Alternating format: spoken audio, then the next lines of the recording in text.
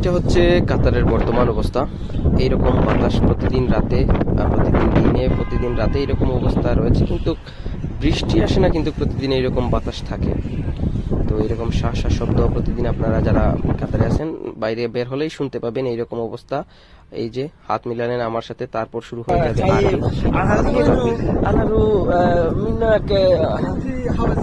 Wajid Wajid Wajid حسيت كيف يجي كويس ولا كويس واجد ما في كويس هذا منه فور سوي لايت حليم ما في بارد زياده صح؟